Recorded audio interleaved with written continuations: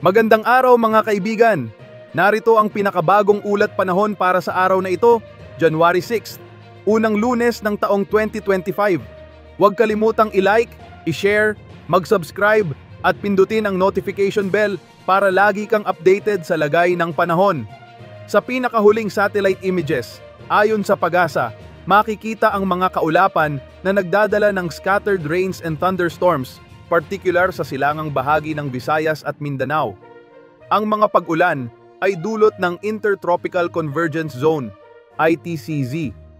Samantala, ang shear line ay nagdadala ng mga pag-ulan sa silangang bahagi ng Southern Luzon, kabilang ang Calabarzon, Mimaropa at Camarines provinces.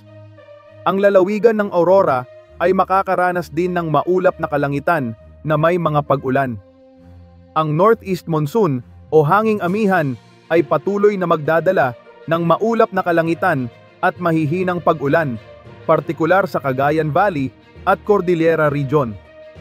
Sa mga susunod na araw, inaasahang lalakas ang hanging amihan na magdudulot ng mas malamig na temperatura sa kanlurang bahagi ng Luzon.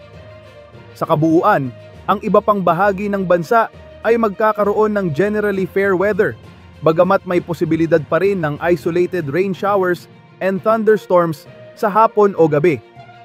At sa lagay ng panahon ngayong araw sa Luzon, ang mga pag-ulan ay inaasahan sa Aurora, Quezon, Camarines Norte, Camarines Sur at Oriental Mindoro dahil sa epekto ng shear line.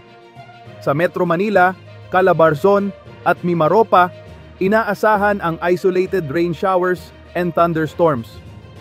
Sa Visayas, ang silangang bahagi ng Visayas, lalo na ang Eastern Visayas, ay inaasahang makakaranas ng patuloy na pag-ulan dulot ng ITCZ.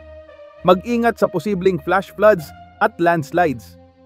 Ang iba pang bahagi ng Visayas ay magkakaroon ng isolated rain showers and thunderstorms, kadalasan sa hapon o gabi.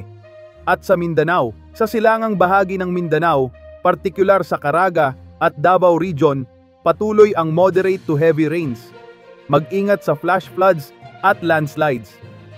Ang nalalabing bahagi ng Mindanao ay magkakaroon ng isolated rain showers and thunderstorms.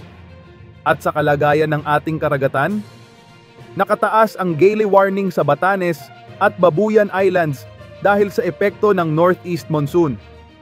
Asahan ang malalaking alon, kaya't pinapayuhan ang mga mangingisda na mag-ingat. At iyan ang ating ulat panahon para sa araw na ito. Maraming salamat sa inyong panonood.